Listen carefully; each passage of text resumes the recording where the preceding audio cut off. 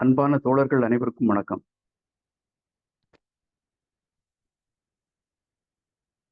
முனைவர் சாம்ராஜா இணைஞ்சிருக்கீங்களா ஐயா? முனைவர் சாம்ராஜா,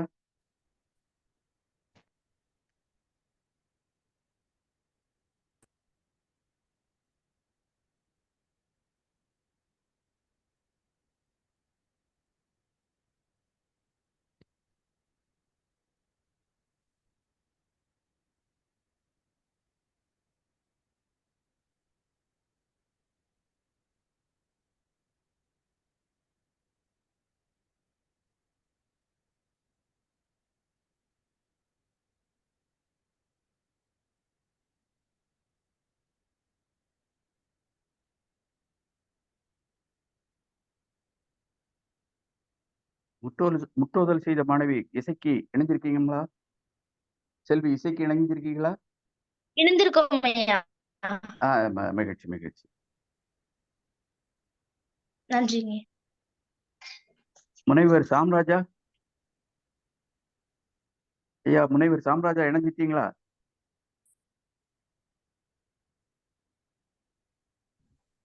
ஐயா வணக்கங்கய்யா, இணைந்திருக்கிறேன்.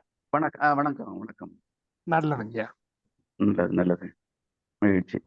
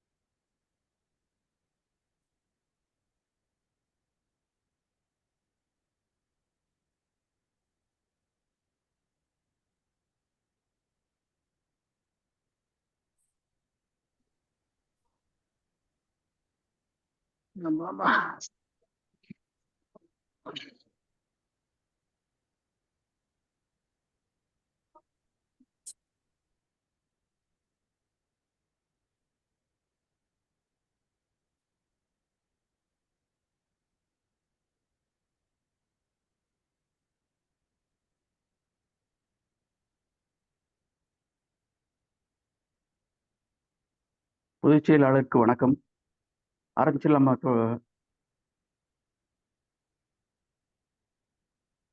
டாக்டர் ஆரம்பிச்சிடலாமா?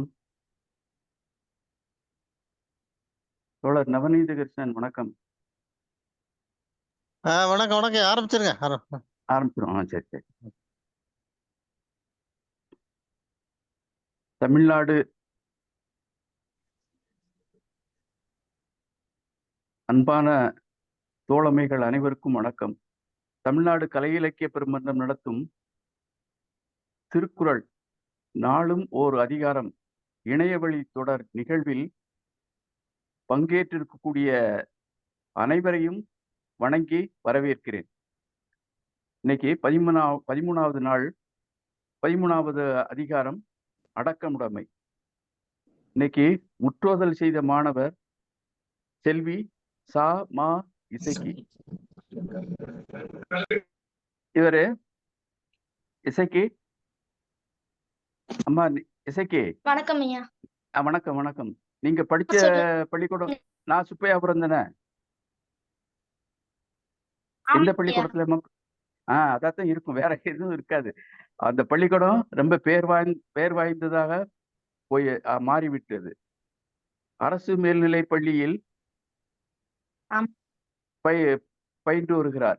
நான் சுப்பையாபுரம் அரசு மேல்நிலை பள்ளியில் பயின்று வருகிறார். எத்தனாவது வகுப்புமா? 9ஆம் வகுப்பு ஐயா. 9ஆம் வகுப்பு. உங்க அப்பா பேர் என்னம்மா? சக்திவேல். சக்திவேல். அம்மா பேரு? முத்துச்செல்விங்க ஐயா. முத்துச்செல்வி.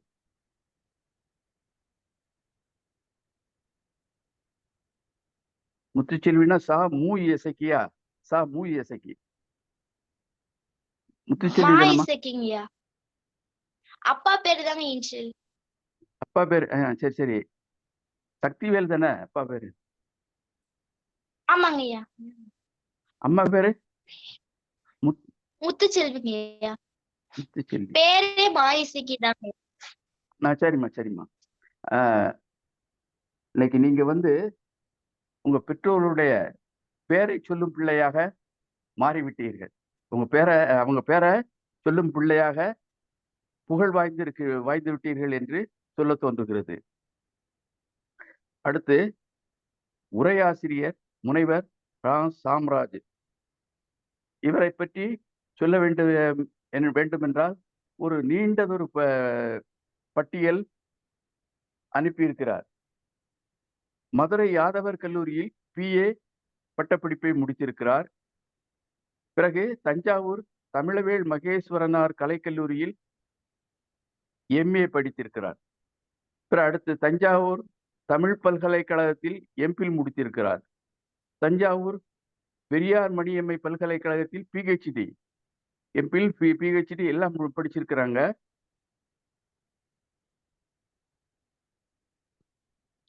பிறகு கொடைக்கானல் அன்னை தெரசா மகளிர் பல்கலைக்கழகத்தில் மாநில தகுதி தேர்வுலையும் வெற்றி பெற்றிருக்கிறாங்க, முடிச்சிருக்காங்க. இவர் பன்னாட்டு கருத்தரங்கம் பலவற்றில் பங்கேற்றுள்ளார். மேலும் தேசிய கருத்தரங்கம், பன்னாட்டு மாநாடு போன்றவற்றிலெல்லாம் பங்கேற்றுள்ளார்.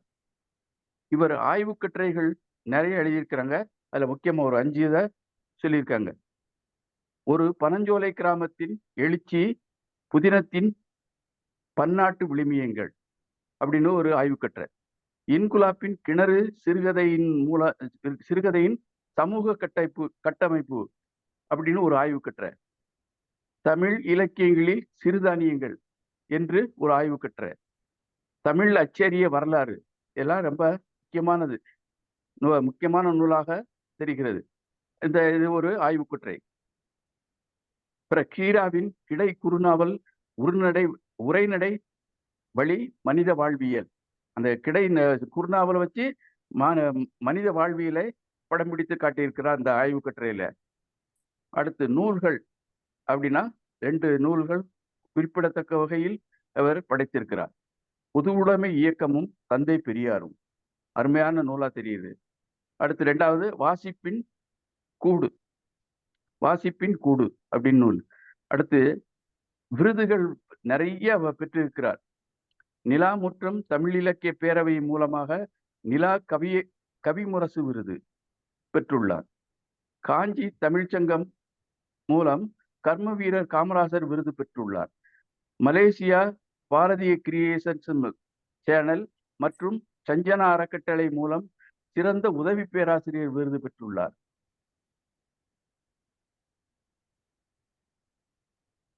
கோவை மாவட்டம் பாவேந்தர் பாரதிதாசன் இலக்கிய பேரவை மூலமாக வாழ்நாள் சாதனையாளர் விருது பெற்றுள்ளார்.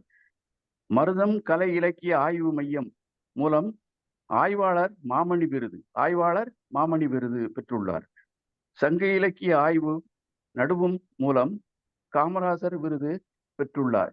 இப்படி ஒரு சிறந்த ஆளுமை இன்று இந்த அடக்கமுடைமை என்ற அதிகாரத்திற்கு உரை நிகழ்த்த வந்திருக்கிறார். உரையாளராக வந்திருக்கிறார். ரெண்டு பேரும் பார்த்தாலே ரொம்ப அருமையான ஆளுமைகள் என்று நமக்கு தெளிவாக தெரிகிறது. முதல்ல முற்றோதல் செய்த மாணவி ஆமா இசைக்கு வாங்க, அடக்கமுடைமை அதிகாரத்தில் உள்ள குரல்களை ஒப்பு தருக.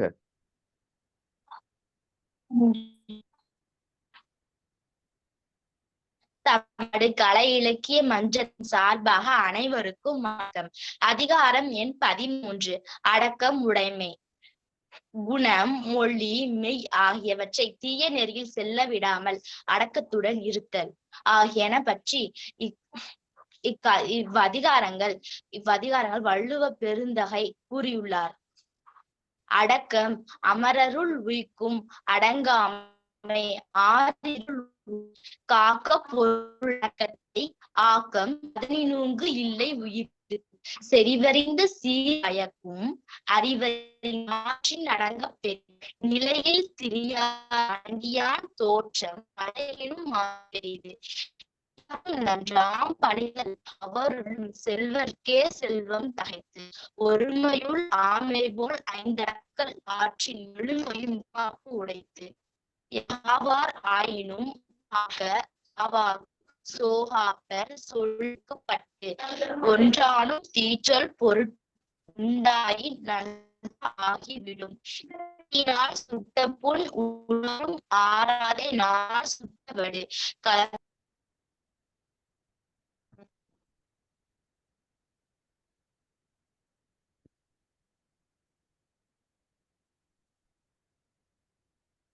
இசைக்கு அம்மா இருக்கீங்களா? சொல்லுங்க. களம் காத்து கச்சடங்கள் ஆற்றுவான் செவ்வி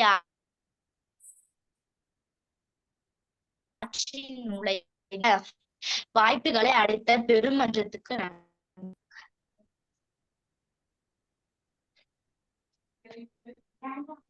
மிக்க நன்றிமா. மிக்க நன்றி அம்மா, அருமையாக சொன்னீர்கள். கொஞ்சம் இணைய பிரச்சனை இருக்கு போல இருக்கு. நீங்க எங்க இருக்கீங்க? கிராமத்துல இருக்கீங்களா? கொஞ்சம் இணைய பிரச்சனை. ஒரு குரல்ல ஒரு சில சொல்லு அப்படியே விட்டு இதாயிட்டு இருந்தாலும் அருமையாக சொன்னீர்கள். உங்களுக்கு தமிழ்நாடு கலை இலக்கிய பெருமன்றம் நெஞ்சார்ந்த நன்றிகளை தெரிவித்துக் கொள்கிறது. பாராட்டுகளும் வாழ்த்துக்களும். அடுத்து நன்றிமா. அடுத்து உரை நிகழ்த்த வருபவர் முனைவர் சாம்ராஜா அவர்கள்.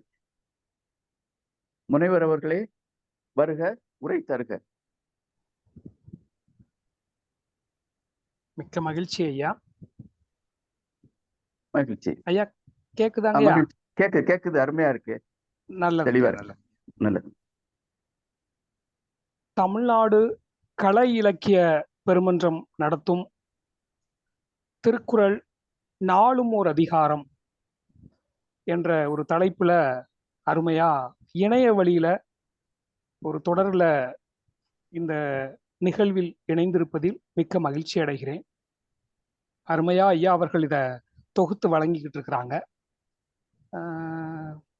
அடக்கமுடைமை அப்படிங்கிற அதிகார தலைப்பை பற்றி பேசுவதற்கு எனக்கு பணித்தமைக்கு முதற்கண் மிக்க மனம் நிறைந்த நன்றியை தெரிவித்துக் கொள்கிறேன். திருக்குறள் குறிப்பா குறள் வெண்பா அப்படிங்கிற ஒரு வெண்பா வகையில அமைந்தது. 18 மேல்கணக்கா நாம சங்க இலக்கிய நூலை குறிப்பிடுவோம். அடுத்த நிலையில சொல்லப்படுறது 18 கீழ்கணக்கு நூல்கள்ல ஒன்றா திருக்குறள் அப்படிங்கிறதும் இருக்கு. ஆளும் வேலும் பல்லு குருதி, நாளும் இரண்டும் சொல்லு குருதின்னு சொல்லுவாங்க.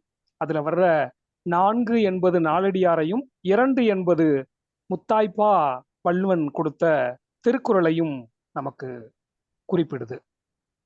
இந்த திருக்குறள்ல மனித வாழ்வியலோட பல கூறுகளை அழகா வள்ளுவர் வடிச்சு கொடுத்திருக்கிறார்.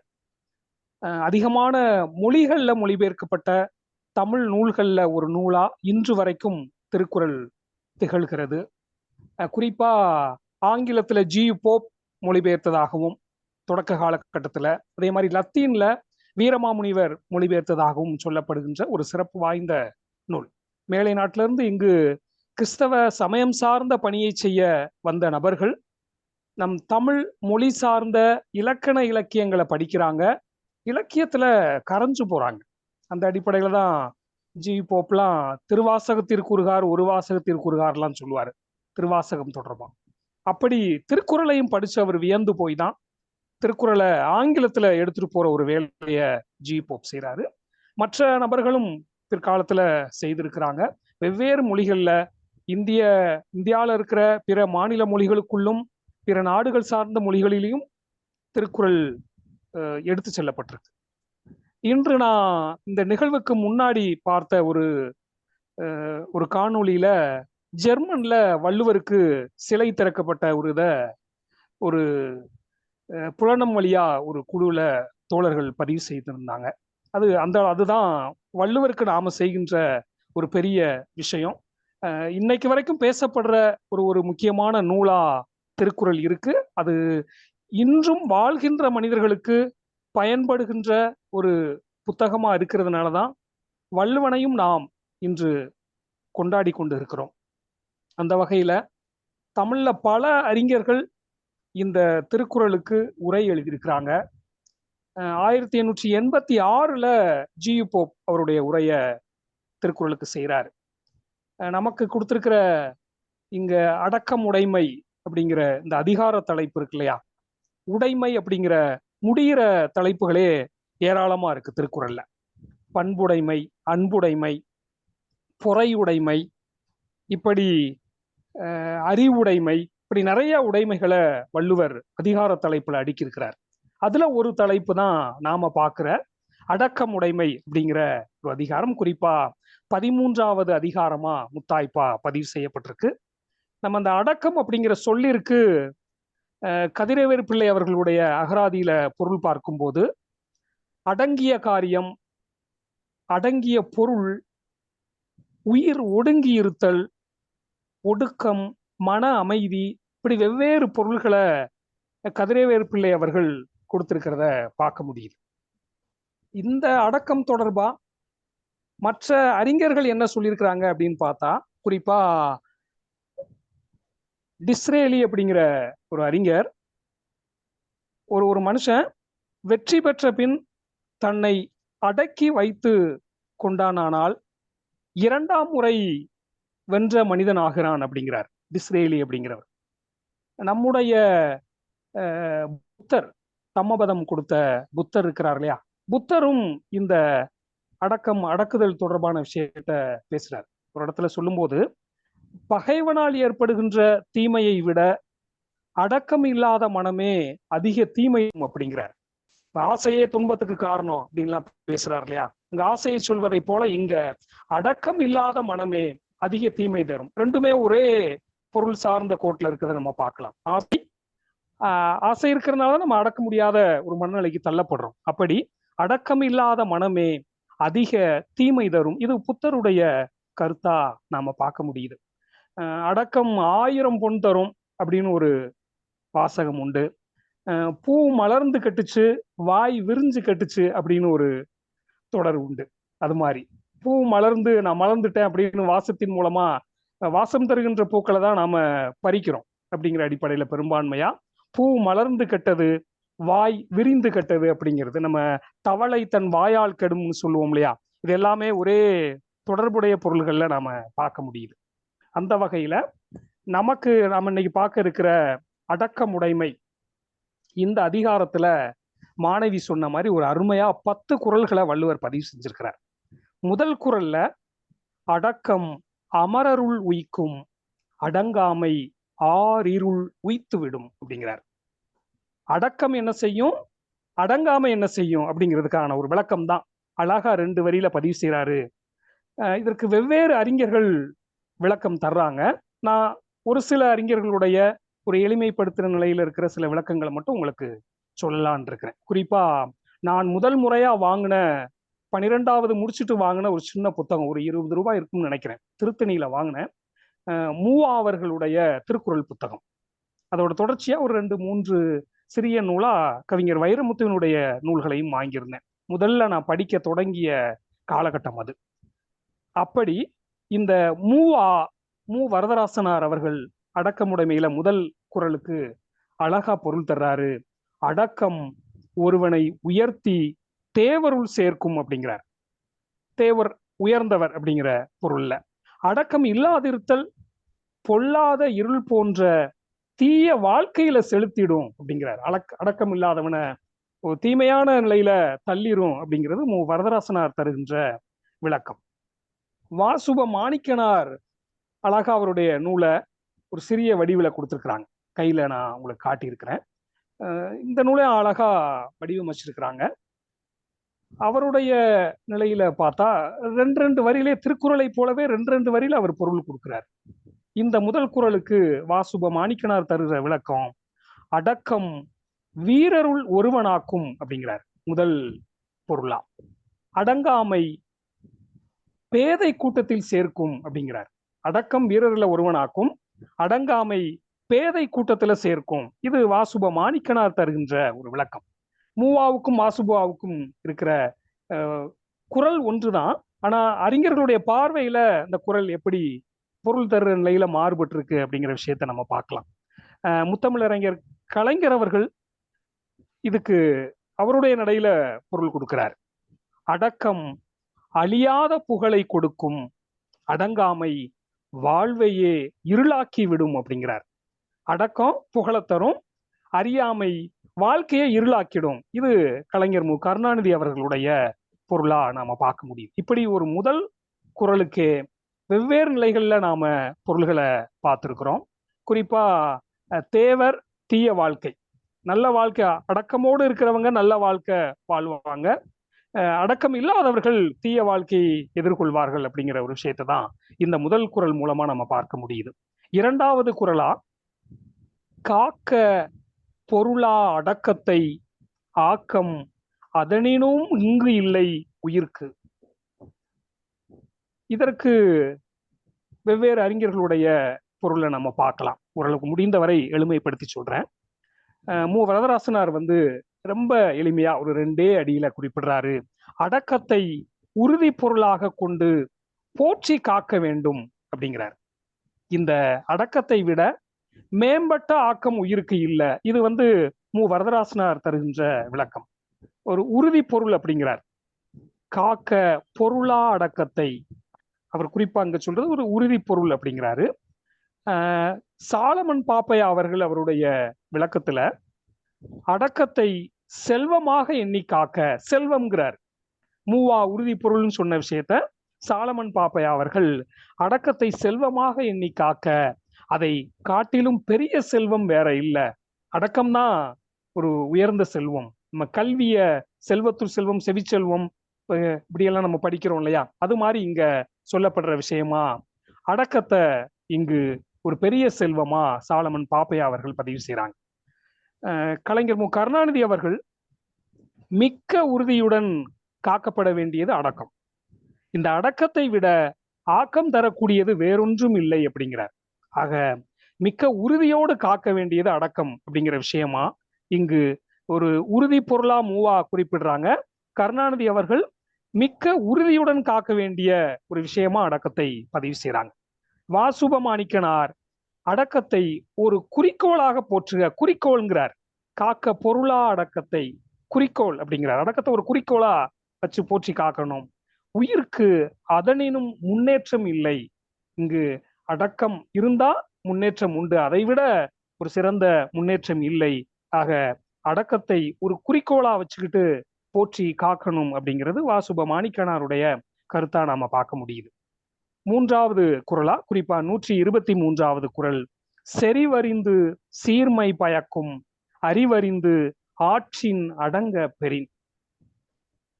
இது வாசுப மாணிக்கனாருடைய பார்வையில அறிவன அறிந்து முறையோடு அடங்கின் அதனை உலகம் தெரிந்து சிறப்பிக்கும் அப்படிங்கிறார். ஒரு மனுஷன் அறிய வேண்டியதை அறிஞ்சு முறையோடு அடங்கி நடந்தானா அவனை இந்த உலகம் தெரிந்து கொண்டு சிறப்பிக்கும், முறையாக பிற்காலத்தில் சிறப்பிக்கும் அப்படிங்கிற நிலையில வாசுப மாணிக்கனார் பதிவு செய்கிறாரு. கலைஞர் மு கருணாநிதி அவர்கள் அறிந்து கொள்ள வேண்டியவற்றை அறிந்து, முதல்ல ஒரு மனுஷன் எதெல்லாம் தெரிஞ்சுக்கணுமோ அதெல்லாம் தெரிந்து கொண்டு அதற்கேற்ப அடக்கத்துடன் நடந்து கொள்பவரின் பண்பை உணர்ந்து பாராட்டுகள் குவியும். நம்ம ஒரு பேச்சு வழக்குல சொல்வதை போல இந்த பொருளை கலைஞர் அவர்கள் பதிவு செய்கிறாங்க. அடக்கத்தோடு நடந்து கொள்பவருடைய பண்பை உணர்ந்து பாராட்டுகள் அவருக்கு குவியும் அப்படிங்கிறார். இது நம்ம சாதாரணமா பேச்சு வழக்குல சொல்ற விஷயமா கலைஞர் மு கருணாநிதி அவர்கள் தருகின்ற ஒரு விளக்கமா பார்க்க முடியுது. அதோட தொடர்ச்சியா 4வது குறள், நிலையில் தெரியாது அடங்கியான் தோற்றம் மலையினும் மானப்பெரிது. மானப்பெரிது, மானம் அப்படிங்கிற ஒரு சொல்ல அங்க பதிவு செய்யறாங்க வாசுப மாணிக்கனார். அவர் தருகின்ற விளக்கம் பார்த்தீங்கன்னா, தரத்திலே குறையாது அடங்கியவன் தோற்றம் மலையிலும் பார்வைக்கு சிறந்தது. மலையை விட, மலையினும் பார்வைக்கு சிறந்தது, மலையை விட பெரியது அப்படிங்கிறார் வாசுப மாணிக்கனார் சொல்றது. மு வரதராசனார் சொல்லும்போது, தன் நிலையிலிருந்து மாறுபடாமல் அடங்கி ஒழுகுவோனுடைய உயர்வு மலையின் உயர்வை விட மிக பெரிது அப்படிங்கிறார். வாசுப மாணிக்கம் மலையினும் பார்வைக்கு சிறந்தது அப்படிங்கிறாரு. மூவா அவர்கள் மலையின் உயர்வை விட மிகவும் பெரியது அப்படிங்கிறார். கலைஞர் அவர்கள் பதிவு செய்யும் போது உறுதியான உள்ளமும் அத்தோடு ஆர்ப்பாட்டமற்ற அடக்க உணர்வும் கொண்டவருடைய உயர்வு மலையை விட சிறந்தது என போற்றப்படும் அப்படிங்கிறார். உறுதியான உள்ளம், ஆர்ப்பாட்டமற்ற அடக்க உணர்வு, இந்த 2 விஷயத்த இந்த குறளுக்கு மையமா பதிவு செய்யறாங்க. இப்படி வெவ்வேறு நிலைகள்ல நாம 4வது குறளுக்கான பொருளா பார்க்க முடியுது. 5வது குறளா அடக்கமுடைமையில எல்லாருக்கும் நன்றாம் பணிதல் அவருள்ளும் செல்வர்க்கே செல்வம் தகைத்து அப்படிங்கிற ஒரு குறளை வள்ளுவர் பதிவு செஞ்சிருக்கிறார். இந்த குறளுக்கு புலியூர் கேசியன் அவர்கள் ஒரு ஒரே வரியில நறுக்கு தெரிச்ச மாதிரி விளக்கம் கொடுத்துடுறாங்க. பணிவாக நடத்தல் என்பது எல்லாருக்கும் நன்மையானதாகும் அப்படிங்கிறார் புலியூர் கேசியன் தருகின்ற விளக்கத்துல நம்ம பார்க்க முடியுது. கலைஞர் மு கருணாநிதி அவர்கள் பணிவு எனும் பண்பு எல்லாருக்கும் நலம் பயக்கும், பணிவு இருந்தா நலம் பயக்கும், நன்மை கிடைக்கும். ஏற்கனவே செல்வர்களாக இருப்பவர்களுக்கு அந்த பண்பு மேலும் ஒரு செல்வம் ஆகும் அப்படிங்கிறார். ஏற்கனவே செல்வந்தரா இருக்கிற நபரிடம் இந்த நாம் பார்க்கின்ற தலைப்பு அடக்கம் என்பது இருந்தால் அது மேலும் ஒருபடி அதிகமான செல்வம் உடையவர் ஆவார் அப்படிங்கிற ஒரு நிலையில கலைஞர் அவர்கள் விளக்கம் கொடுக்கிறாங்க. மு வரதராசனுடைய விளக்கத்தை இந்த 5வது குறளுக்கு பார்க்கும்போது, பணி உடையவராக ஒழுகுதல் பொதுவாக எல்லோருக்கும் நல்லதாகும். பணிவுடைய ஒரு மனுஷனா இருக்கிறது எல்லோருக்குமே நல்லது. அவர்கள் சிறப்பாக செல்வர்க்கே மற்றொரு செல்வம் போன்றது. செல்வம் உடையவனுக்கு மேலும் செல்வம் சேர்ந்தா எப்படி இருக்குமோ அதை போன்றது பணியுடையவராக இருப்பவருக்கு, சரியா, பொதுவாக எல்லோருக்கும் நல்லதாகும் அப்படிங்கிறது. பணியுடையதாக ஒழுகுதல் அப்படிங்கிற விஷயத்த சொல்றார். செல்வம் உடையவருக்கு மேலும் செல்வம் சேர்வதோடு சேர்கின்ற நபரோடு ஒப்பிட்டு மூவா அவர்கள் பதிவு செய்யறாங்க. 126வது குறள், ஒருமையுள் ஆமை போல் 5 அடக்கல் ஆற்றின் எழுமையும் ஏமாப்பு உடைத்து. இந்த 126வது குறளுக்கு வாசுப மாணிக்கனார் அவருடைய நிலையில விளக்கம் தர்றாரு. ஒரு பிறப்பில் ஆமை போல் 5 பொறியும் அடக்கின் 7 பிறப்பினும் சேமம் உண்டு அப்படிங்கிறார். சேமம்ங்கிற ஒரு சொல்ல பயன்படுத்துறார் இந்த குறளுக்கு. எழுமையும் ஏமாப்பு உடைத்து அப்படிங்கிற நிலையில இங்க 7 பிறப்பினும் சேமம் உண்டு அப்படிங்கிறார். சேமம்னா நம்ம சேமமா இருக்கீங்களா, நலம் அப்படிங்கிற ஒரு பொருள்ல அவருடைய ஒரு வழக்குல பயன்படுத்தியிருக்கிறத நம்ம பார்க்க முடியுது. புலியூர் கேசியன் அவர்கள் ஆமையை போல ஐம்பொறிகளையும் இந்த ஒரு பிறப்பிலே அடக்கி கொள்ளுதலில் வல்லவனானால் அதனால் எழுமையும் பாதுகாப்பு உண்டு அப்படிங்கிறார். இங்கு எழுமை 7 பிறப்பு இப்படின்னு பேசப்படுற நிலையில மூவா அவர்கள் இத பல பிறப்பிலும் காப்பாகும் சிறப்புடையது அப்படிங்கிறார். ஒரு பிறப்புல 5 பொறிகளையும் அடக்கி வாழ்கின்ற ஒரு மனுஷனுக்கு மூவா நிலையில பார்க்கும்போது வரதராசனார் பல பிறப்பிலும் காப்பாகும் சிறப்புடையது அப்படிங்கிறார். மற்ற நபர்கள் 7 பிறப்பு எழுமை அப்படின்னு பதிவு செய்யறாங்க. மூவா பல பிறப்பு அப்படிங்கிறாரு. இதுல இருந்து ஒருபடி மேல போய் கலைஞர் கருணாநிதி அவர்கள் காலமெல்லாம் வாழ்க்கைக்கு காவலரனாக அமையும் அப்படிங்கிறார். அவர் காலமெல்லாம் அப்படிங்கிறார். இந்த எழுமையும் அப்படிங்கிறத 7 பிறப்புல அவருக்கு கடவுள் நம்பிக்கை அற்ற ஒரு மனிதரா நம்ம பார்க்க நிலையில இந்த எழுமைய 7 பிறப்புல நம்பிக்கை இல்லாத நிலையில காலமெல்லாம் அப்படின்னு ஒரு சொல்ல போட்டிருக்கதான் நான் பார்க்கிறேன். என்னோட கருத்தா இதை நீங்க எடுத்துக்கலாம். அவர் தருகின்ற முழுமையான விளக்கம் 126வது குறளுக்கு கலைஞர் கருணாநிதி அவர்கள் தருகின்ற முழுமையான விளக்கத்தை பார்க்கலாம். உறுப்புகளை ஓர் ஓட்டுக்குள் அடக்கி கொள்ளும் ஆமையை போல். மற்றவங்க எல்லாம் ஆமையை நேரடியா சொல்றாங்க, இவர் அழகா கூடுதலா அந்த ஓடோட சேர்த்துக்கிறார். உறுப்புகள் அப்படியே ஆமையை பார்த்தீங்கன்னாலே அது செயல்பாடு நமக்கு வியப்ப தரும். மெல்ல தலையை அப்படியே வெளியே கொண்டு வரும். அதற்கு ஏதாவது இடர்பாடு எதுவும் உணர்ந்துச்சுன்னா தொடுதல் உணர்வுல அப்படியே தலையை அந்த ஓட்டு பகுதிக்குள்ள உள்ள உடலுக்குள்ள எடுத்துக்கும். அதை ஓடோட சேர்த்து கலைஞர் அவர்கள் பதிவு செய்யறாரு. உறுப்புகளை ஓர் ஓட்டுக்குள் அடக்கி கொள்ளும் ஆமையை போல் ஐம்பொறிகளையும் அடக்கியாலும் உறுதி காலமெல்லாம் வாழ்க்கைக்கு காவல் அரணாக அமையும் அப்படிங்கிறார்.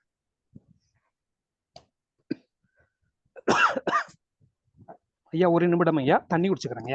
தண்ணி குடிச்சுக்கோங்க.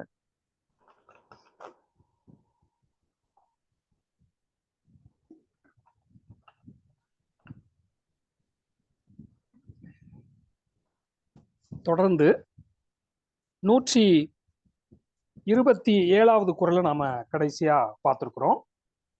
இதுல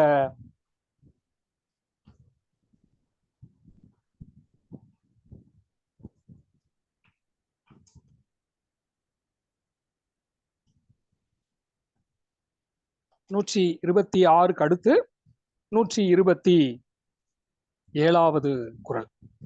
யாகாவாராயினும் நாகாக்க. பெரும்பாலும் எனக்கு தெரிஞ்சு நான் சிறுவனா இருந்த போது பேருந்துகள்ல அதிகமா பார்த்து மனசுல பதிந்த ஒரு குறள்னு இதை சொல்லலாம். நிறைய இன்று வரைக்குமே அரசு பேருந்துகளை நாம பார்க்க முடியுது. யாகாவாராயினும் நா காக்க காவாக்கால் சோகாப்பர் சொல்லிலுக்கு பட்டு. இதுல நா அப்படிங்கிற ஓரெழுத்து ஒரு மொழிய வள்ளுவர் பயன்படுத்துறார். நாக்கு அப்படிங்கிற பொருள் தர்ற ஓரெழுத்து ஒரு மொழி. நாவை காத்தல் வேண்டும் அப்படிங்கிற ஒரு பொருள்ல இந்த குறள் பதிவு செய்யப்பட்டிருக்கு. கவனமா பேசணும். இது இன்னைக்கு வரைக்குமே தேவையான ஒரு குறளா நாம எடுத்துக்கலாம்.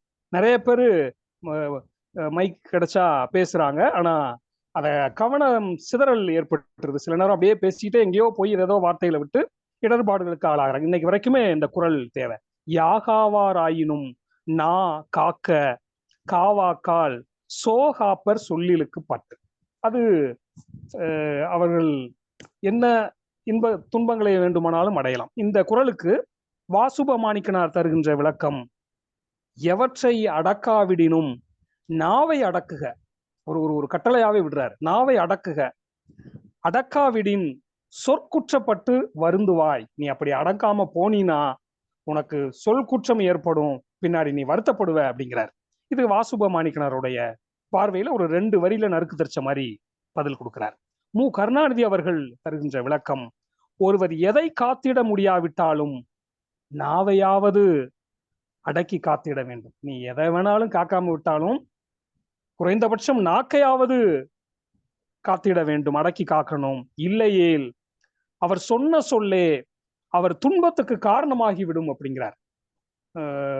உன்னோட வாயிலிருந்து தான் நம்ம ஏற்கனவே தொடக்கத்துல சொன்ன மாதிரி அந்த தவளையை சொல்லுவோம் இல்லையா, தவளை தன் வாயால் கெடும் அப்படிங்கிற மாதிரி எங்க அப்பா அடிக்கடி சொல்லுவாங்க. நான் சிறுவனா வளர்ற காலகட்டத்துல பேசும்போதெல்லாம், நெல்ல கொட்டுனா அள்ளிரலாம், சொல்ல கொட்டுனா அள்ள முடியாது அப்படிம்பாரு.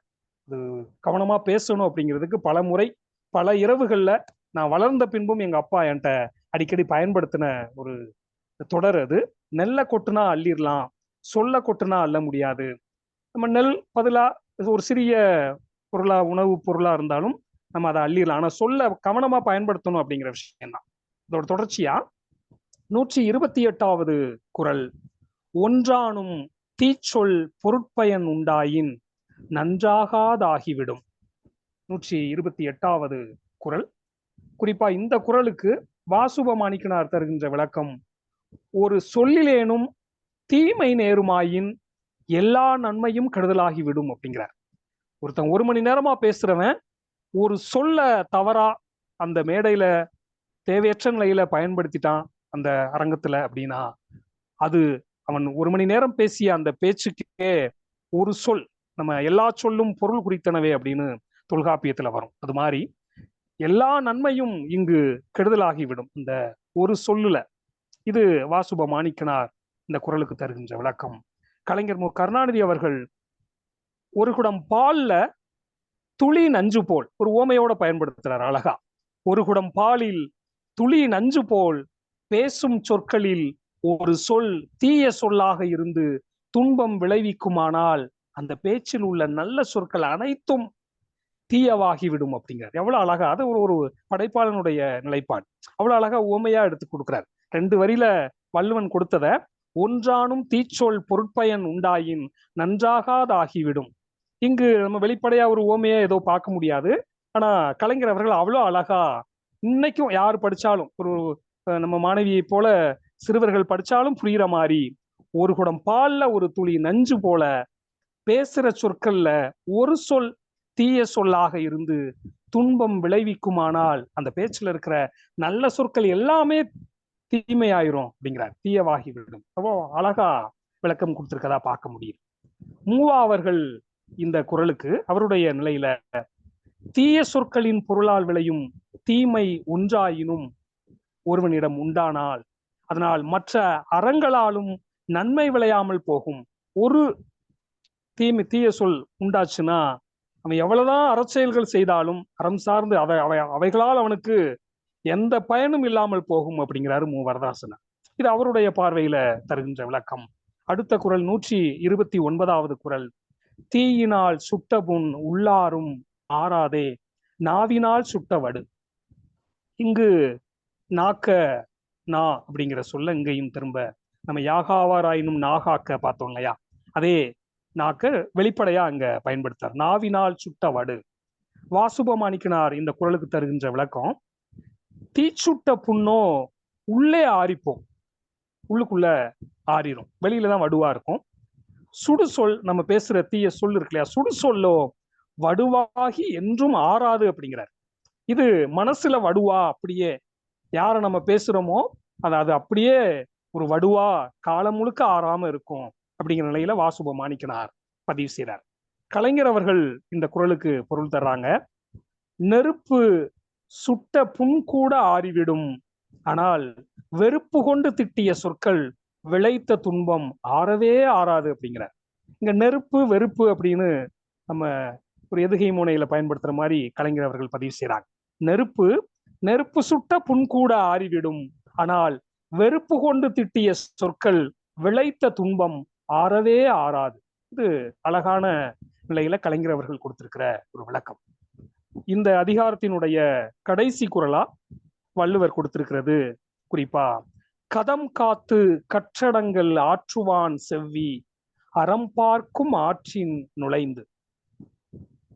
வாசுபமாணிக்கனாருடைய நிலையில அவர் தருகின்ற விளக்கம், உள்ள கொதிப்பை அடக்கிய வல்லவனை காண்பதற்கு அறம் காத்து கிடக்கும் அப்படிங்கிறார் வாசுபமாணிக்கனார்.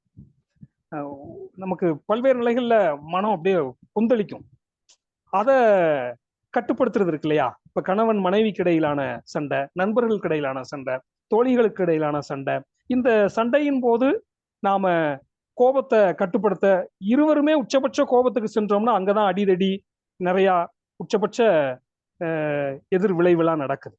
அதெல்லாம் கட்டுப்படுத்துற நிலையில அடக்கிய வல்லவனை காண்பதற்கு அறம் காத்து கிடக்கும் அப்படிங்கிறது வாசுப மாணிக்கனார் தருகின்ற விளக்கம். இதே குறளுக்கு கலைஞர் அவர்கள் தன்னுடைய பார்வையில அழகா ஒரு விளக்கம் கொடுக்குறாங்க. கற்பவை கற்று சினம் காத்து அடக்கம் எனும் பண்பு கொண்டவரை அடைந்திட அறமானது வழிபார்த்து காத்திருக்கும் அப்படிங்கிறார். இப்ப வழிமேல் விழி வைத்துன்னு சொல்லுவோம் இல்லையா, அதை போல இங்க கற்பவை கற்று, நம்ம கற்க கசடர கற்பவை கற்றபின் வள்ளுவர் கொடுத்திருக்கிற மாதிரி கற்பவை கற்று சினம் காத்து, நம்ம எதை காக்காவிட்டாலும் சினத்தை காக்க வேண்டும், சினம் சார்ந்து அது தொடர்பா தனியா ஒரு 10 குறள்ல பதிவு செய்யறாரு. ஆனா இங்கு சினம் காத்து அடக்கம் எனும் பண்பு கொண்டவரை, அடக்கமுடைமையில 10 குறள்ல பதிவு செய்யறாரு. ஆனா இங்க 10வது குறள்ல கற்றல், சினத்தை காத்தல், அடக்கம்ங்கிற பண்பு, இந்த மூன்றும் கொண்டவரை அடைந்திட அறமானது வழிபார்த்து காத்திருக்கும். இது கலைஞர் மு கருணாநிதி அவர்கள் தருகின்ற விளக்கம். இப்படி அழகா அடக்கமுடைமை அப்படிங்கிற இந்த அதிகார தலைப்புல வள்ளுவர் கொடுத்தது 10 குறளா இருந்தாலும் பிற்காலத்துல நமக்கு வெவ்வேறு அறிஞர்கள் அவர்களுடைய பார்வையில பின்னாடி புது கவிதைகள் எல்லாம் பதிவு செஞ்சிருக்கிறாங்க திருக்குறள். இதெல்லாமே நல்ல ஒரு ஆக்கப்பூர்வமான வளர்ச்சி. கிமு 31 சொல்லப்படுற காலகட்டத்தில இருந்து வளர்ந்து வந்திருந்தாலும், உருவாகி வந்திருந்தாலும், இன்னைக்கு நாம இருக்கிற கிபியில குறிப்பா 2024 வரைக்குமே பேசப்படுற ஒரு முக்கியமான நூலா திருக்குறள் இருக்கு. அந்த வகையில இந்த அதிகாரத்தின் வழியா நம்ம ஏற்கனவே சொன்னதை சொல்லி முடிச்சுக்கலான் இருக்கிறேன். பூ மலர்ந்து கெட்டது, வாய் விரிந்து கெட்டது. பூ மலர்வது அது இயற்கை சார்ந்த அதோட செயல்பாடு. நாம மனிதர்கள் தான் ஆறறிவால அதை நம்ம பயன்படுத்திக்கிறோம், அதை பறித்தல் இதெல்லாம் செய்யறோம். வாய் விரிந்து கெடுதல் அப்படிங்கிறது தவளை செய்துனா அது நம்மை போன்ற அறிவுடையது அல்ல, தவளை பாம்புட்ட மாற்றுறது அப்படிங்கிற நிலையில நாம சொல்லுவோம். நாம் வாய் விரிந்து கெடுவது என்பது நம்முடைய வாயால, நாம் பேசுகிற பேச்சால, சில நேரம் தொடர்ந்து பேசும்போது தகாத வார்த்தைகளை சில பேர் தெரியாம விட்டுருவாங்க, சில பேர் நிறைய கோபத்துல விடுவாங்க. இப்படி வெவ்வேறு நிலைகள்ல வார்த்தைகளை இந்த விடுதல் அப்படிங்கிறது இருக்கு. இது எல்லாமே மனுஷன் இன்னைக்குமே தேவையான ஒரு விஷயமா, நமக்கு அடக்கம் என்பது தேவை. குறிப்பா நாவிற்கு அடக்கம் தேவை. இதுல நாக்கு 5 புலன்களுக்கும் அடக்கம் தேவை. 5 புலன் சார்ந்த விஷயத்தையும் பதிவு செய்யறார். அந்த வகையில இந்த அடக்கமுடைமை அப்படிங்கிற நிலையில நாம் முடிந்தவரை 5 புலன்களையும் சரியான இடங்களில் சரியான நேரத்தில் அடக்க கற்றுக்கொண்டால் நம் வாழ்வு சிறக்கும் என்று சொல்லி என் உரையை நிறைவு செய்கிறேன். இதற்கு வாய்ப்பளித்த தமிழ்நாடு கலை இலக்கிய பெருமன்றத்திற்கு மனமார்ந்த நன்றியை தெரிவித்துக் கொள்கிறேன். நன்றி ஐயா. மிக்க நன்றி முனைவர் அவர்களே. என்ன சொல்ல, ரொம்ப அருமையா இருந்துச்சு. இதை முதல்ல உங்க குரல் வளம் ரொம்ப அருமை. எல்லாருக்கும் இந்த 10 குறளுக்கும் அருமையாக பொருள் விளங்கி இருக்கும். யாருக்கும் இதுல ஐயப்பாடே இருக்காதுன்னு நினைக்கிறேன். அடுத்து உங்களுடைய மெனக்கெடல் கண்டு நான் ரொம்ப வியந்திருக்கிறேன். நான் இன்னைக்கு அப்படியே ஆச்சரியத்தோட தான் இருக்கேன். ரொம்ப மகிழ்ச்சி. பொதுவா வெளிநாட்டு ஆங்கிலேயர்கள், ஆங்கிலேய கிறிஸ்தவர்கள் தமிழின் சிறப்பில் அப்படியே தோய்ந்து விட்டார்கள். அது ஒரு மறக்க முடியாத வரலாறு. உங்களுடைய முன்னுரையும் முத்தாய்ப்பாய் சிறந்து விளங்கியது. பலரின் உரையை சொன்னாலும் அனைத்தும் அருமையான உரைகளாய் அமைந்துள்ளன. உங்களுக்கு தமிழ்நாடு கலை இலக்கிய பெருமன்றம் நெஞ்சார்ந்த நன்றிகளை தெரிவித்துக் கொள்கிறது. அடுத்து பின்னூட்டம் அளிக்க மேனாள் பொதுச் செயலாளர் இருக்கீங்களா? வாங்க.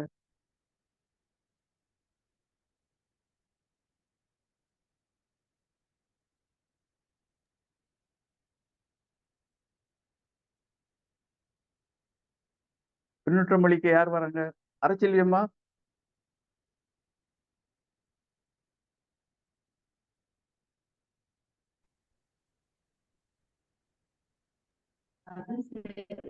வணக்கம் ஐயா. வணக்கம்.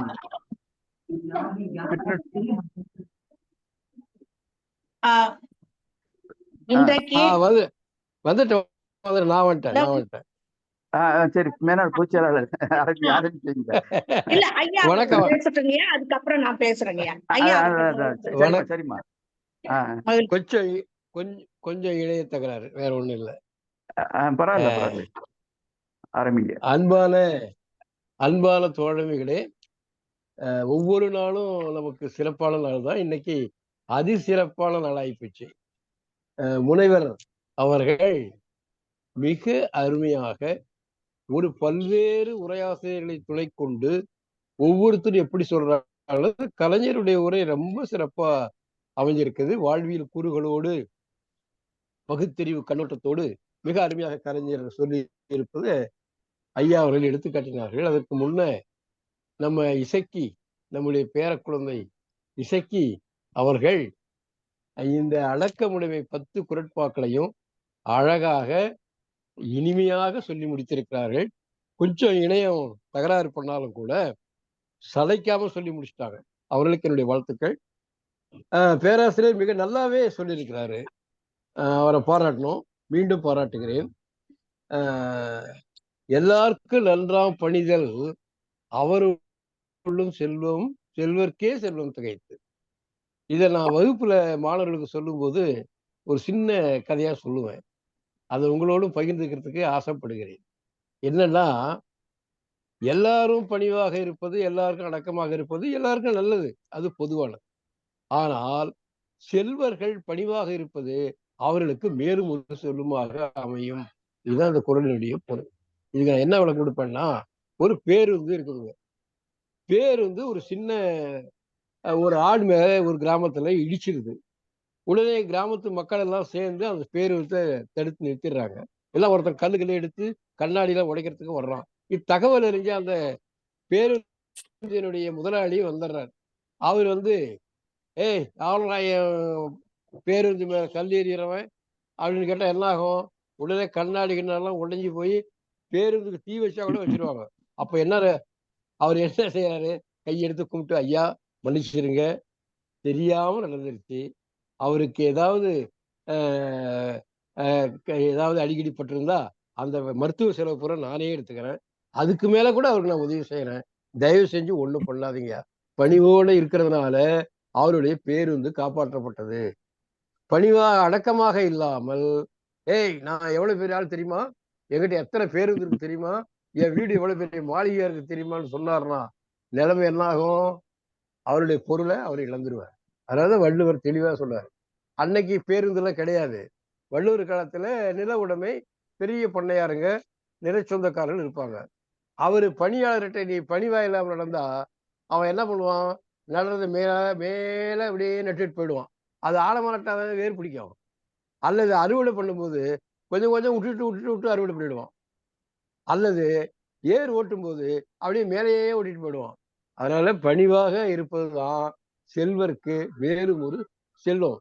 அவன் பணிவாக இருந்தார்னா, அடே இவ்வளவு பெரிய தலைவர், இவ்வளவு பெரிய பண்ணையாரு எவ்வளவு பணிவா இருக்காருன்னு தொழிலாளிகள் அன்போடு நல்லா உழைத்து வேலை செய்வார். அப்படி உழைத்து வேலை செஞ்சா இவருக்கு மேலும் செல்வம் பெருகிக்கிட்டே இருக்கு.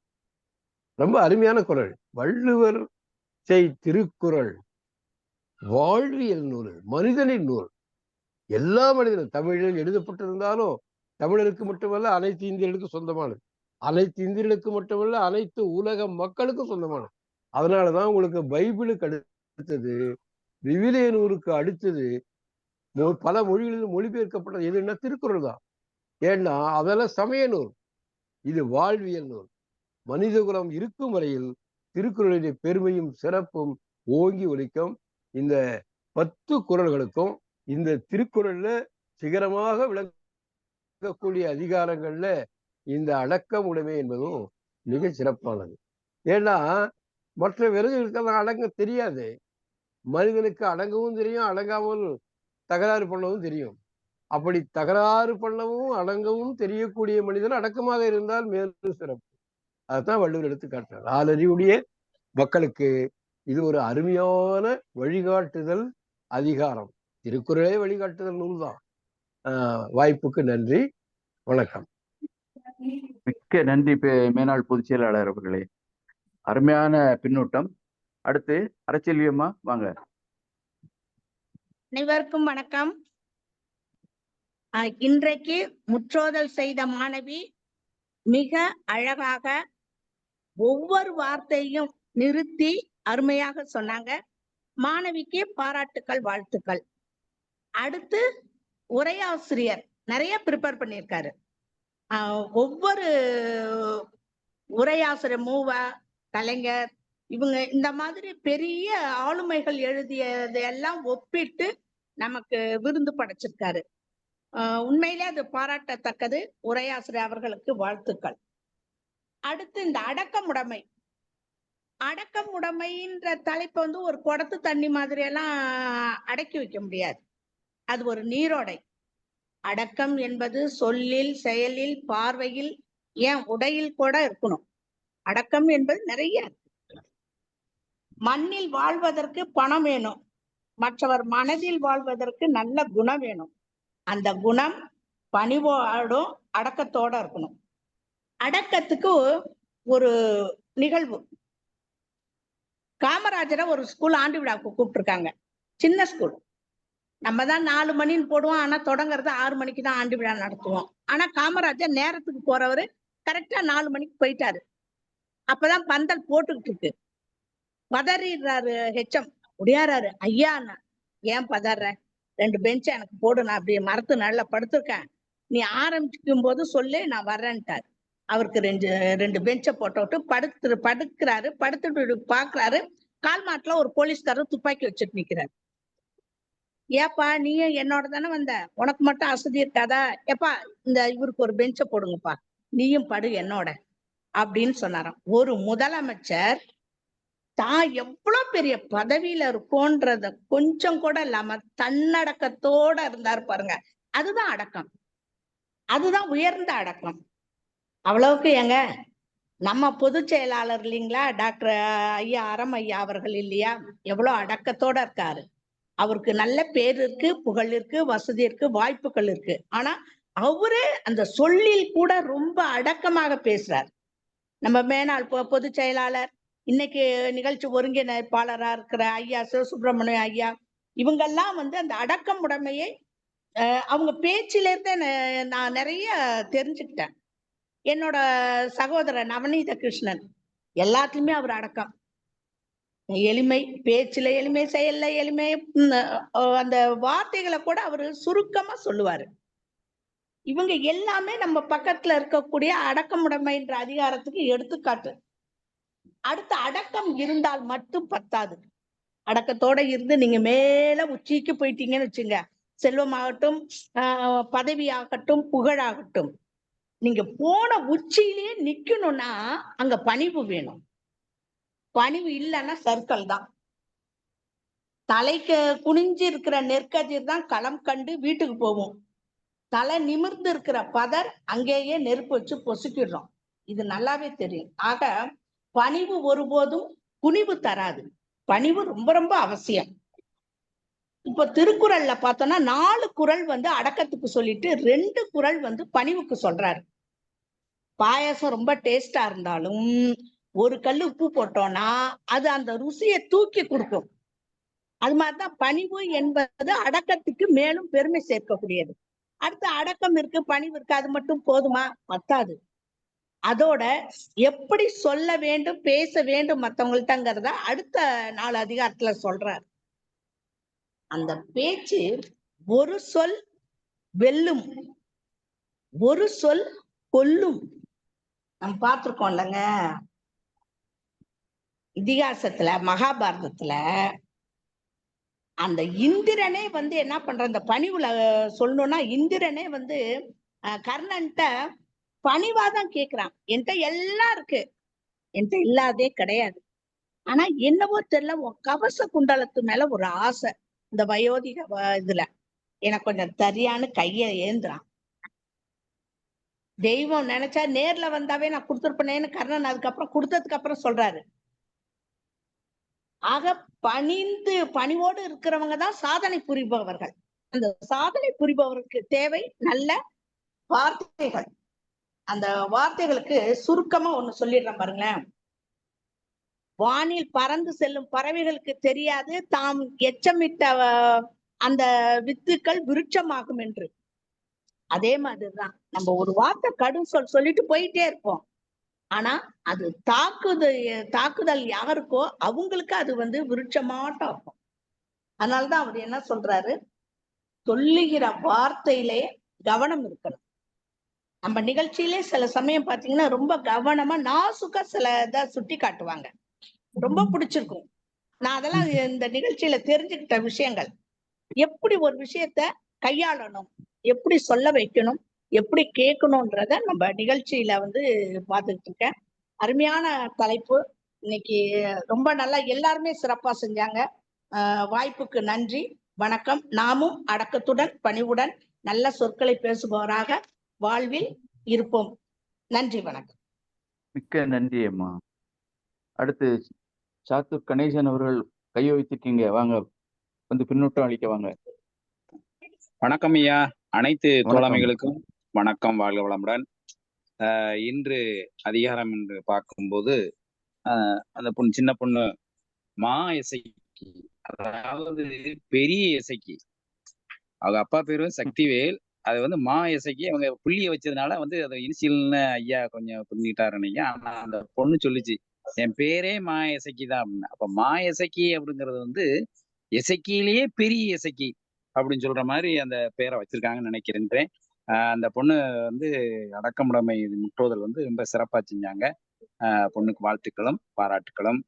அடுத்ததாக சாம்ராஜ் ஐயா இந்த அடக்கமுடைமையினுடைய உரையை வந்து அவ்வளவு தெளிவாக நிறைய பேருடைய பொழிப்புரைகளை காட்டி சொன்னார்கள். அதுலயும் வந்து நம்ம முத்தமிழறிஞர் கலைஞருடைய உரைகளை பார்க்கும்போது இந்த இப்போது தற்போதைய காலத்துக்கு ஏற்றது மாதிரி அந்த உரைகள்லாம் அமைஞ்சிருக்கும். இந்த அடக்கமுடைமையில பார்க்கும்போது வள்ளுவர் வந்து ஒரு எச்சரிக்கை செய்யற மாதிரியே எல்லா குறளும் அமைஞ்சிருக்கிற மாதிரிதான் தோணுது. ஒரு மனிதனை வந்து அதே வந்து அடக்கம் அமரருள் வைக்கும், அடங்காமை ஆறுகள் வைத்து விடும். பாருங்க, அடக்கம் அமரருள் வைக்கும்னா நீ அடங்காம தெரியாத, நீ வந்து சொர்க்கத்துக்கு போனா இப்படி அடக்கமா இருக்கணும், இல்லைன்னா நரகத்துக்கு தான் போவேன்னு ஒரு அடி.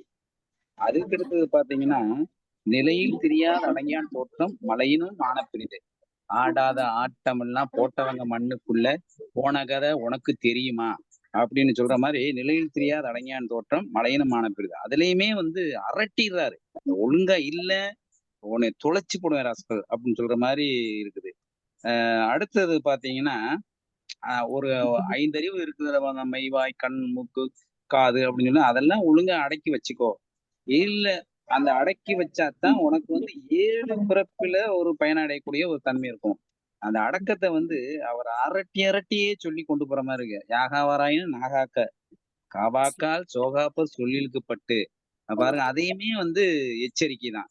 ஒழுங்கா இருந்துக்கடா அப்படின்னு சொல்லிட்டு, இல்ல அப்படின்னா நாக்கு அறுத்தே போடுவேன் அப்படின்னு சொல்ற மாதிரி இருக்கு. தீயினால் சுட்டவன் உள்ளாறு மாறாதே நாவினால் சுட்டவிடு. அதுலயும் அப்படிதான். ஒவ்வொருத்தருக்கும் வந்து புண்ணாய் போகும், நீங்க புண்ணு வந்துட்டா கூட ஆறி போகும், ஆனா ஆறாது. இந்த ஒரு வார்த்தையை நீ விட்டீங்கன்னா அப்புறம் கடைசியில வந்து சிக்கல்ல மாட்டிக்கிடுவ அப்படின்னு சொன்ன மாதிரி பூராமே எச்சரிக்கை உணர்வோடு மனிதனுக்கு அடக்கத்தை ஏற்படுத்தி கொடுத்து அவன் அறத்தோடு வாழ வேண்டும் என்று சொல்வதாக அமைந்த பொருள்படுகின்றது. ஒரே ஒரு குரல்ல வந்து பாத்தீங்கன்னா, இந்த செவ்வி அப்படின்னு ஒரு வார்த்தையை உபயோகப்படுத்துறாரு. அது என்னன்னா, கதங்காத்து கட்டடங்கள் ஆற்றுவான் செவ்வி அறம்பார்க்கும் ஆற்றின் நுழைந்து. அந்த செவ்வி என்பதற்கு என்ன அர்த்தத்தை வைத்து அவர் சொல்கிறார் என்று கொஞ்சம் புரியல. அது வந்து எப்படி நம்ம கண்டுபிடிக்க முடியாது. அதாவது சினம் இல்லாமல் கல்வி படைச்சு அடக்கத்தோடு இருந்தா அவனை வந்து அடையிறதுக்கு வழி பார்க்குன்னு சொல்றாரு, காலம் பார்க்குன்னு சொல்லலாம், என்னன்னா சொல்லிக்கலாம். ஆனா அந்த செவ்வி என்பது என்ன அர்த்தம், செம்மையா இல்ல செழுமையா இல்ல செவியா அப்படின்னு வந்து கொஞ்சம் புரியாத ஒன்றாக இருக்கின்றது. அது என்னன்னு கொஞ்சம் புரியல. மற்றபடி எல்லா குரலுமே அருமையான குரல்களாக அமைந்தது. அடக்கமுடைமை. நன்றி ஐயா அவர்களுக்கு வாழ்த்துக்கள், பாராட்டுகளும் வணக்கமும். வாழ்வோடம்னு வாழ்த்துக்கள். மிக்க நன்றி ஐயா. அடுத்து யாராவது பின்னூட்டம் அளிக்க வரீங்களா? ஐயா முத்துக்குமார் சாமி. முத்துக்குமார் சாமி பின்னூட்டம் அளிங்க வாங்க. அனைத்து திருக்குறள் நெஞ்சங்களுக்கும் அடக்கமுடைமையுடன் கூடிய அன்பான அறநெறியான வணக்கங்களை தெரியப்படுத்திக் கொள்கிறேன். இப்ப நான் வணக்கம் சொன்னதுலேயே 3 அதிகாரம் வந்துருச்சு. இதுதான் தமிழின் வளமை. இந்த தமிழின் வளமையை குறிக்கும் வகையில்தான் இன்று உரை நிகழ்த்திய பேராசிரியர் அவர்கள் நமக்கு உரை தந்துள்ளார்கள். நாம் தமிழை, வளமையான தமிழை மதிக்க வேண்டும், பிற மொழியையும் மதிக்க வேண்டும் என்பதில் மறுப்பதற்கு இல்லை. அதாவது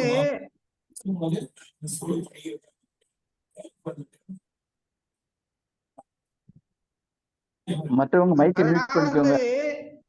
ஒரு ஐயா, தோழர் சைமன் மைக்கை மியூட் பண்ணிக்கோங்க.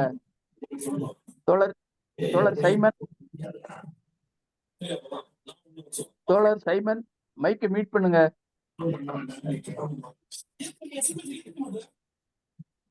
தோழர் சைமன்,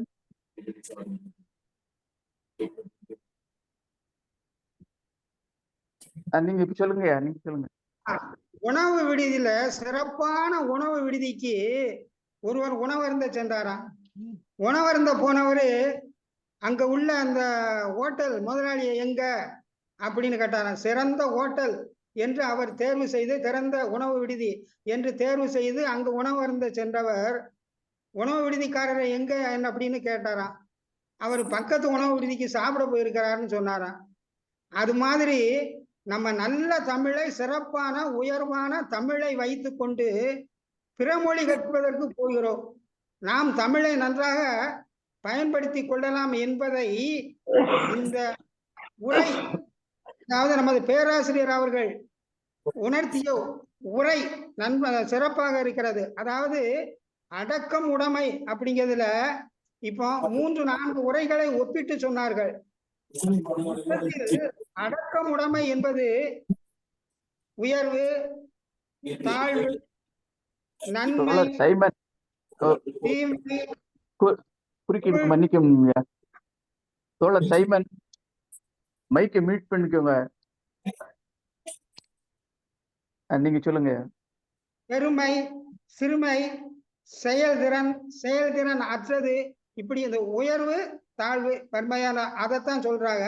அத பல்வேறு உரையாளர்கள் சொல்லும்போது அவர்களுக்கு உள்ள தனி திறமையை பயன்படுத்தி உரை சொல்கிறார்கள். அனைத்துமே சிறப்பானவைதான், சிந்தனைக்குரியவைதான், உயர்வானவைதான். ஆனால் பல்வேறு உரைகள் தரும்போது இதில் தமிழின் சிறப்பு, பெருமை வெளிப்படுகிறது. அடுத்தது என்னவென்று கேட்டால், வள்ளுவர் திருக்குறளுக்கு தான் உரை எழுதாதது சிறப்புன்னு இப்ப நமக்கு தெரியுது. ஏன்னு அவர் எழுதியிருந்தா திருவள்ளுவர் உரையை மட்டும்தான் நம்ம பேசியிருப்போம். ஆனா இப்ப பல தமிழ் அறிஞர்களின் உரைகள் நமக்கு கிடைக்கும் போது அந்த தமிழின் வளமையும் புரிகிறது. ஆக நாம உணர்ந்து கொள்ள வேண்டிய 2 விஷயங்கள், 2 செய்திகள் என்னவென்றால், பல்வேறு அறிஞர் உரை, வள்ளுவர் திருக்குறளுக்கு உரை எழுதாததும் கூட சிறப்புத்தான். பல தமிழறிஞர்கள் தங்கள் திறமைகளை பயன்படுத்தி சிறப்பாக உரை தந்துள்ளார்கள் என்ற உண்மையும் வெளிப்படுகிறது. இந்த வகையில் இன்று நிகழ்ச்சி மிகவும் சிறப்பாக உள்ளது. இந்த சிறப்புக்கு சிறப்பு சேர்த்த குரல் சொன்ன இசைக்கு மாணவி அவர்களுக்கும், பேராசிரியர் அவர்களுக்கும், மற்ற அனைவருக்கும் எனது அன்பான வணக்கம். நன்றி. மிக்க நன்றி ஐயா. வேற யாராவது பின்னோட்டம் சொல்றீங்களா? வேற யாரும் கை உயர்த்தல.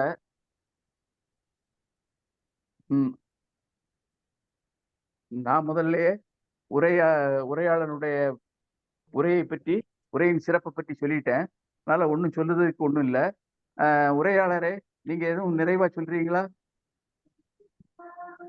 சாத்தூர் கணேசன் ஐயாவுடைய சந்தேகத்தை எல்லாம் நிவர்த்தி பண்ணுங்க. நல்ல விதமா கூடிய நபர்கள் குறைவாக இருந்தாலும் ஒரு செறிவாகவே போய் சேர்ந்திருக்குன்னு நான் நினைக்கிறேன். அந்த வகையில இந்த நிகழ்வுல கலந்து கொண்ட அத்துணை பெருமக்களுக்கும் முதற்கண் நன்றி. முதல்ல அம்மா அவர்கள் பேசினாங்க, முன்னாள் பொறுப்பாளர் ஐயா அவர்கள் பேசினாங்க, ஒரு கதையோடு அதற்கு எடுத்து சொன்னது. பல நபர்கள் கதைகள்ல திருக்குறளை பயன்படுத்தியிருக்கிறாங்க. அதிகாரங்கள் வைப்பு வாரியா சிறுகதை நூல்லாம் வந்திருக்கு. அதெல்லாம் பாராட்டத்தக்க விஷயம். ஐயா அவர்கள் கேட்ட மாதிரி அந்த செவ்வி அப்படிங்கிற ஒரு சொல் மட்டும் இந்த 10 குறள்ல வர கடைசியா வருது. கதம் காத்து கற்றடங்கள் ஆற்றுவான் செவ்வி அறம் பார்க்கும் ஆற்றின் நுழைந்து. அந்த செவ்விங்கிறது மட்டும் எனக்கு புரியல, மற்றதெல்லாம் வெவ்வேறு நிலைகள்ல புரிந்தது. குறிப்பா ஒரு எச்சரிக்கை விடுக்கிற நிலையில வள்ளுவர் பதிவு செய்திருக்கிறாரு எல்லா குறள்களையும் அப்படிங்கிற நிலையில அவர் எடுத்துட்டு சொன்ன விஷயம், கணேசன் ஐயா சொன்ன விஷயம் சிறப்பா இருந்துச்சு. ஐயா அவர்களுக்கு மனம் நிறைந்த நன்றி, பாராட்டுகள். தி ஜானகிராமன் ஐயா அவர்களுடைய ஒரு சிறுகதை முள்முடி அப்படிங்கிறது.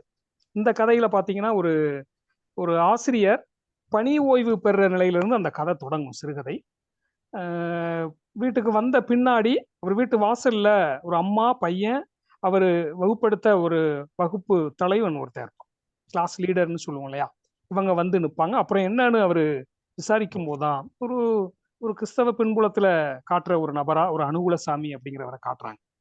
அவரு எந்த பையனையுமே அடிக்காம அவ்வளோ அழகா அவருடைய ஆசிரியர் பணியை செஞ்சு மன நிறைவோடு பணி ஓய்வு பெற்று வீட்டுக்கு வந்திருக்கிறோம் அப்படின்னு நினைச்சிட்டு இருக்கும்போது வீட்டுக்கு வெளியில வந்து நிக்கிற அவர்கள் மூலமா தெரிய வருது, ஒரு வகுப்புல ஒரு மாணவன் மற்றொரு மாணவனுடைய ஒரு புத்தகத்தை திருடி கடையில வித்து சாப்பிட்டுறான். அந்த திருடிட்டான் அப்படிங்கிற நிலையில இவரு வகுப்பு முடிச்சு போற போக்குல அந்த செய்திய வகுப்பு தலைவன் சொல்றான். அதை கேட்டுட்டு இனிமே யாரும் அவன்கிட்ட பேசாதீங்களா அப்படின்ட்டு போயிடுறாரு.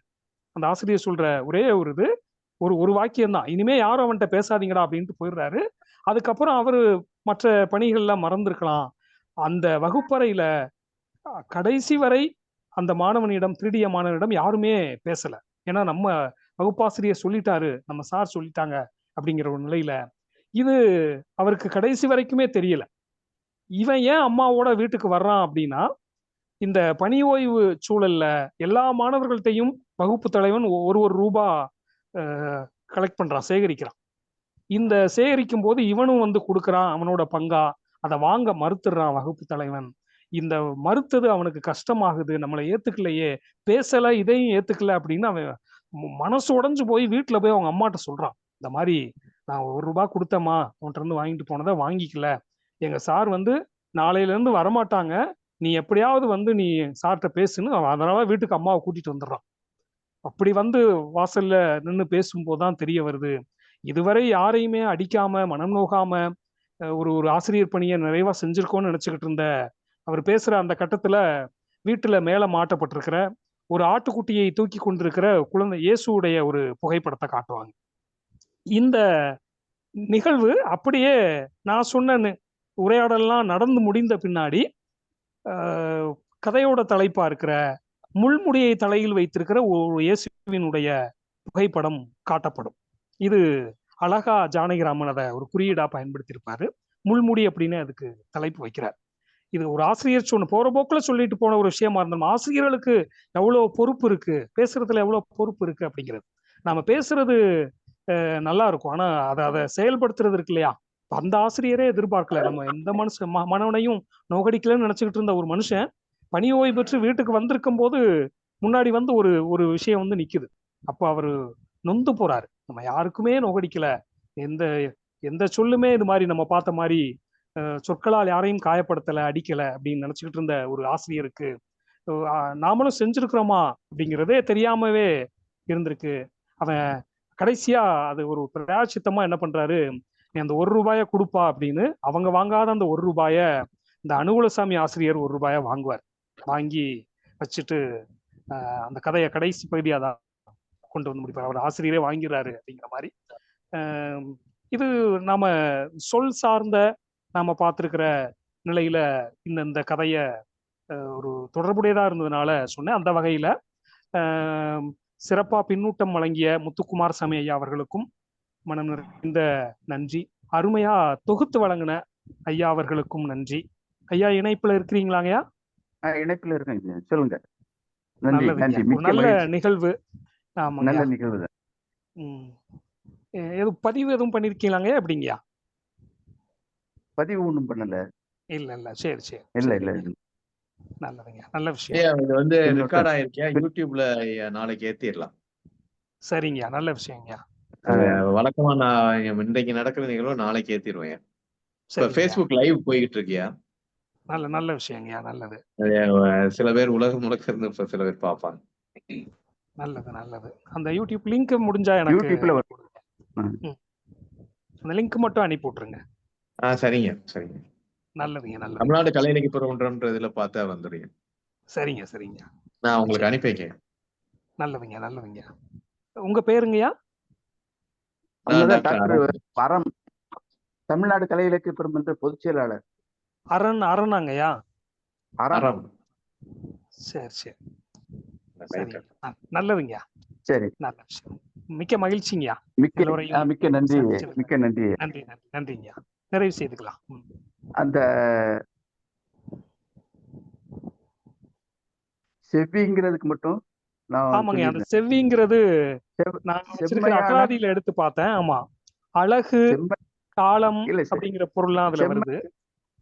செம்மையானவர் யாரோ அப்படின்னு போட்டு பார்த்தா அதுல தெரிஞ்சிடும். கதம் காத்து கட்டடங்கள் ஆற்றுவான் செவ்வி, அறம்பார்க்கும் ஆற்றின் நுழைந்து சினத்தை அடக்குவதற்கு பழகி பணிவாக செயல்படும் செம்மையாளன் யாரோ, செம்மையானவன் யாரோ, அவன் இருக்கும் இடத்தை தேடி அடைவதற்கு அறம் காலம் பார்த்து இருக்கும்.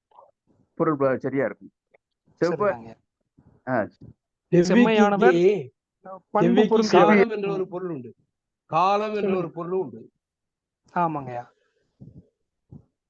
காலம், சித்திரை நாள்னு ஒரு பொருள் கொடுத்திருக்காங்க. அழகுங்கிற பொருள்